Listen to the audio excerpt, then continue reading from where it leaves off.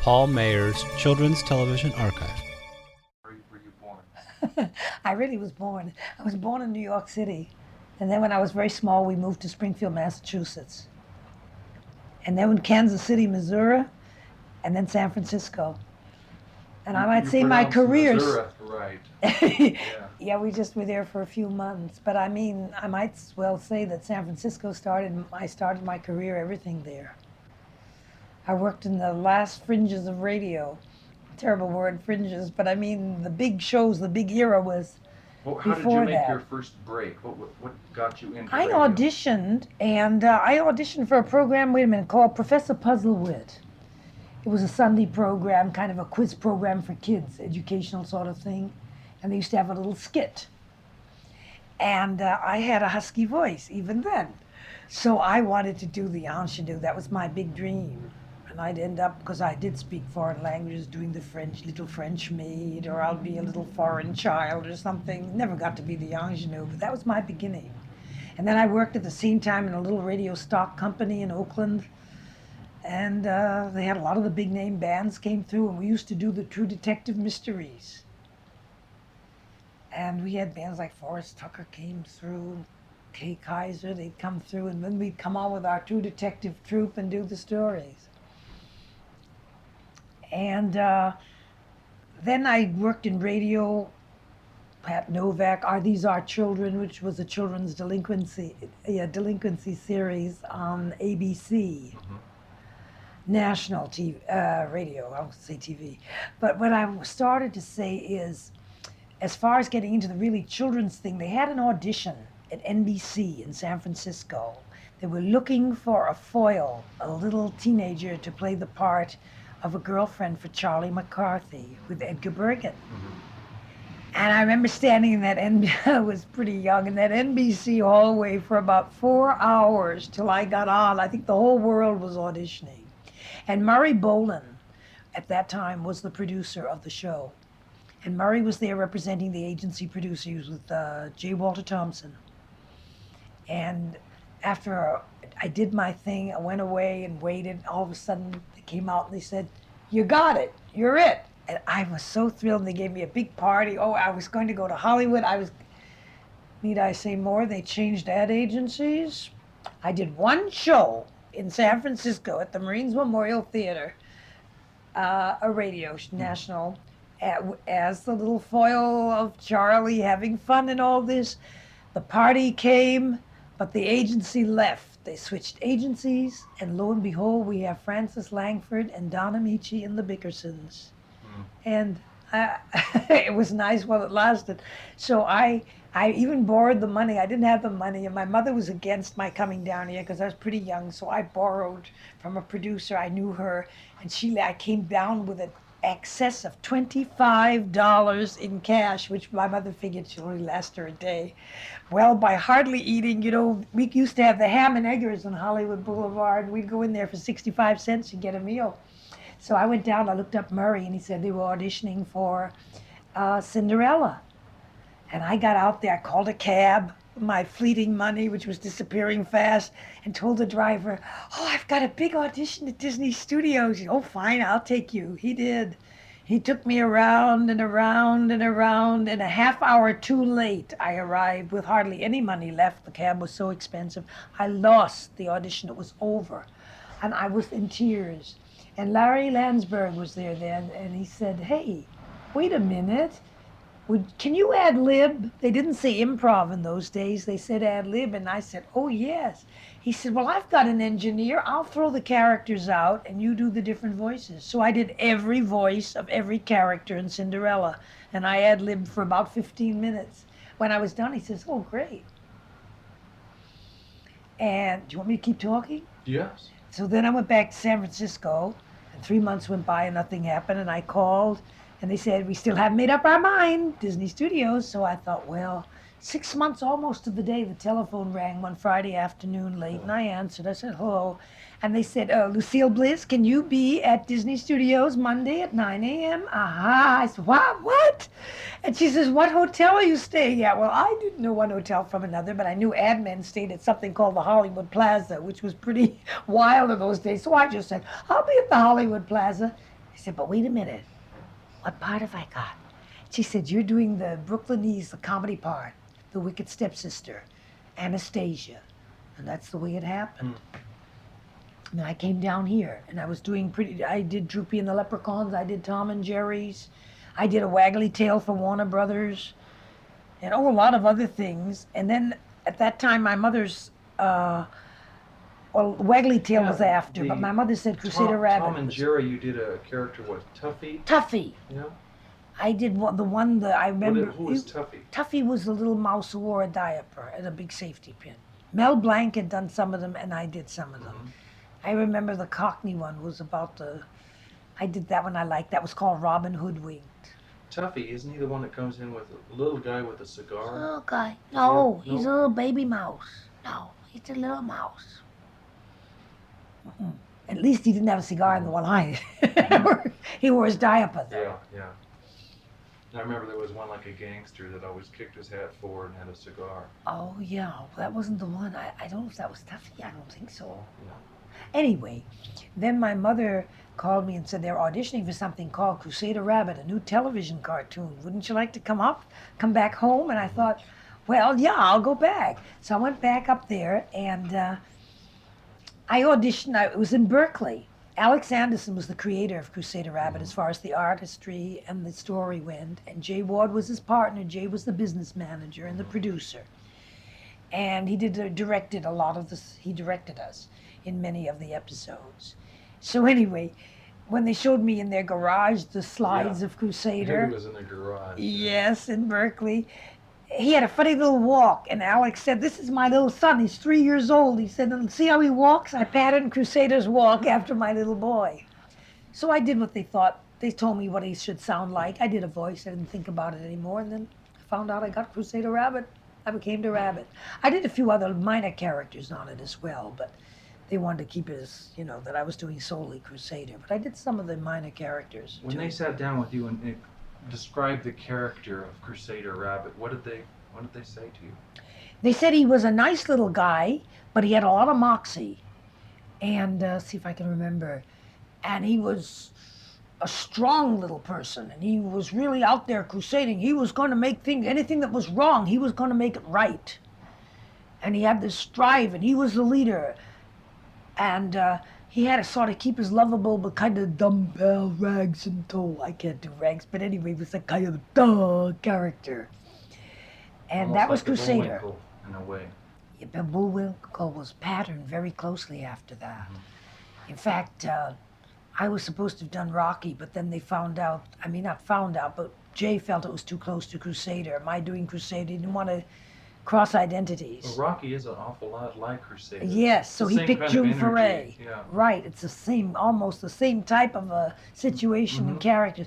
You see, that happened after Jay Ward sold Crusader Rabbit. And then he sold it to Charles Bonsall, and he had nothing, so he and Alex created Rocky and Bullwinkle. Tell me more about Crusader Rabbit. I want to get into that a little bit. Well, Joe Barbera. Where did you do your first recordings? Oh, the first ones we did on Powell Street, which is now the United Airlines building, 421 Powell, in a studio called Sound Recorders. And it was on the second floor. And we'd go in there, and at night, I was going to school at the time, we worked from 9 till 4 in the morning. And we got the grand total sum of $5 an episode. Really? Really. And then it was sold to Jerry Fairbanks. You remember the name Jerry Fairbanks at NBC? He had he was affiliated with them as production, kind of a production company, I guess you'd call it. Well, Jerry picked it up. We were going network then, really big. So we got $30 then an episode. And Jay had this huge St. Bernard dog, and he negotiated all the business. So it was like, who needs the money this week? Who has to pay their rent? Who has this? Who needs it? Because I want to take the dog back to New York. I have to see NBC in New York. And in those days, air travel was kind of too expensive, so he'd take the Pullman. And the dog, of course, had to be. The dog didn't sleep in it went in the passenger with him. It became a passenger and traveled to New York. It was incredible. And then, well, we did it up there for 30, and then finally it was sold down here. I can't think of the man who did it. Maybe Bill Hanna might remember. Oh, I think He and Joe Barbera worked for this man. He died since. Scandinavian guy. yeah, I think I have a name written down at home. Someone. He was from Minneapolis originally. A wonderful person.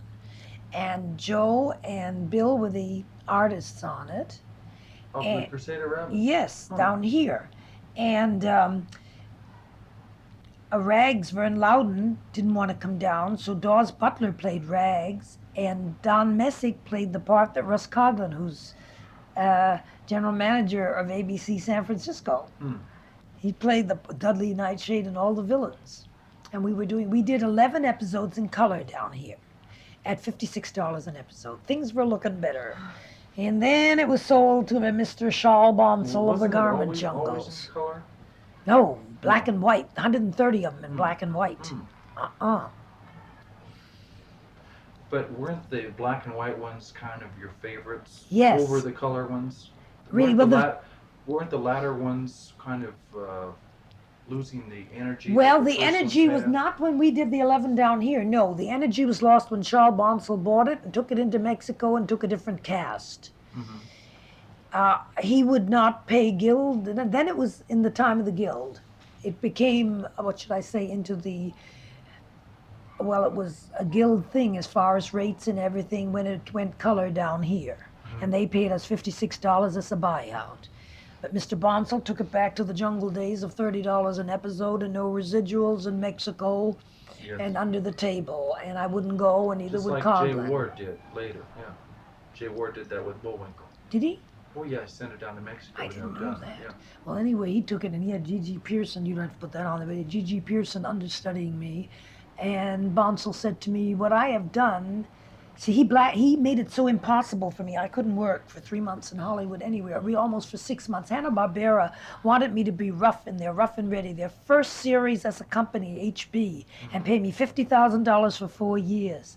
But Bonsall made so much trouble that they said legally he can't do it, but ethically he owns part of the KTLA and the Times and everything. He'll make it so tough we'll never get off the ground, honey. You're too hot to handle.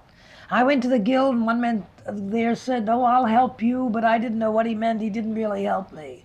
And I couldn't work. Couldn't work anywhere because I was too hot to handle. And I was so young, I didn't really know that I should have gotten an attorney and screamed. Just because you wouldn't go to Mexico? Well, Was because it? I Or wouldn't take do him to the Bonsall. See, he table? tied me up. He was so mad. But he tied me up long enough that when he called me finally after 3 months, he said, look, I've cut and edited the old Crusader Rabbits. I've picked out lots of your dialogue, and we've put it together. We've taped it in the new, and G.G. Pearson will do minor words, so it'll sound like you're still doing it.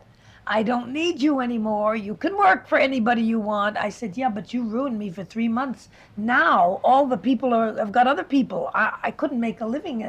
Well, he says, all you have is a phone call. Goodbye. He hung up. He was, this doesn't have to go into it. I'm just Yeah. telling you. So that was kind of an early sad note to end It was up. rotten, really rotten. And Sam To end Nicholson up the worked whole with thing him. It was- was yeah. TV spots. We're doing it down here. It was his partner. And I saw Sam Yeah, recently. TV spots is what I remember. And he practically ruined Sam. Sam told me everything he had. Bonsall just destroyed him too. So how many years was it with all that turmoil? I would say it started in 49, but actually didn't get on the air till 50. Yeah, but I mean, this all this Five- trouble you're talking about. The trouble started in the mid-50s. Mhm. I And that can't lasts- remember, about 54, 55, somewhere in there. And that lasted for about the trouble we didn't work then lasted about till they finished it. The troubled situation, and then Crusader died shortly after that as far as the strip. It lost the energy, the stories weren't funny, the Yeah. characters, it just died. Along that line, how long did that last as far as that? That's what I'm trying to figure The out. crummy ones. Crummy ones, well, he did about, oh God, he did about 90 of them, Really? or 60, at least 60 of them. That's a lot. That's like almost like the bad Popeyes that were turned out. Yeah, he did about, I think 60, either, if it was going to go for 30 and then if it clicked 60, he might have done 30, but anyway, he might have done 60, I'm not sure. So that lasted a while, you know, and then nobody wanted to pick it up. They wanted the old ones, they didn't want the new ones. You But- sound so much like the character of Crusader Rabbit, your voice, and just when I talk to you on the phone, it's almost like I'm. A lot of people say, "Oh, I know you're Crusader Rabbit." Well, how do people do that? They say you sound a lot like something. Yeah. I can't put my finger on. What do you sound like? Did they ever do that? They You can't mean- place who you sound. Sometimes, yeah, you remind me of someone or someone, but I don't know who it is. Yes, that happens too. Yeah. And I say probably it's a cousin you don't want to think of. No, it's something else. But how different? See, I know how June Foray sounds different than Rocky the Flying Squirrel, because Rocky the Flying Squirrel is still on, you know. Yes. But I haven't seen Crusader Rabbits honestly in 10, 15 years. And you mean to you, when I speak, I remind you of Crusader still? Oh yeah, I still remember Crusader. Yes, I know Rabbit. that, but I mean, does my voice today make you think of Yes. Crusader? It does. Uh-huh. It has some notes in it. Well, it I didn't sounds change like my it all- voice too much. It sounds like it all the time. Wow. Please. That's funny. Because I mean, what I'm asking you is how much different was it than the way Than my you own sound voice. now? Yes. Well, I had to wrinkle my nose constantly to get his little voice. I had to make a wrinkle. But Really? it made a real big It's wrinkle. almost I what had the to. character does I in had the to. cartoons. See, it was, hey, Tiger, it's me, Crusader Rabbit. And even when he was nice, he still had that little wrinkle. He was more like this. This was Crusader Rabbit. Hey, Tiger, it's me, Crusader Rabbit. He was kind of a smaller and condensed, but very moxie little guy. Yeah, yeah. I loved him. Was there a particular episode of Crusader Rabbit that sticks in your head as one of your favorites? Not really. No, there were so many that I liked. I liked the Pirates. That was a great one. What kind of jams did they get into? Because you see, I can't really do a lot of research on it. I really have to ask you because you're not showing them. I tell you what, Paul, I have, and maybe I could bring them down somehow. I have 13, no, not 13. I have about 6 or 7 of the films on a video cassette. You do? Do you have a way of looking No, at it? I don't have. We a could take it video. over to a studio when my friend Tom Garricky comes back, Oh, and you that'd be could look great. at it then. Yeah. Oh, He would Jerry do it. Warren has a video. I'd like to print some of the scripts. I have no scripts. I never. Well, you see, Jay you would. can always take it down from the Oh, videotape. yes, and play it slow. They Sure, were I given can- to me, I tell you, they were lent to me by Metro Media when I did some personal appearance shows in San Francisco, with the understanding they could never be shown commercially. And I Yes. said, no, I won't ever show them commercially. So Well, what I can write. so for what someone's happened okay. is someone copied it. I mean, for me, you get what I mean? Yeah. Yeah, I understand. The station, KPIX, Westinghouse, where I was on, Mhm. they said, if you want it, we'll make you a copy. Because Yes. we had to return the original to Yes. them. Will Metro Media Well, get mad? these days you can do that with almost any show. You know, could say you can took do- it off the television. Sure. You know. But you wouldn't have taken all that off. I've got 7 episodes. Well, I couldn't print all 7, No, so you but can I say can what just you pick do. out Yes, the best right, and then fine. write for permission. Don't say that I gave it to you. All right. I'll say I bought it at a collector's shop. Yeah, Yeah.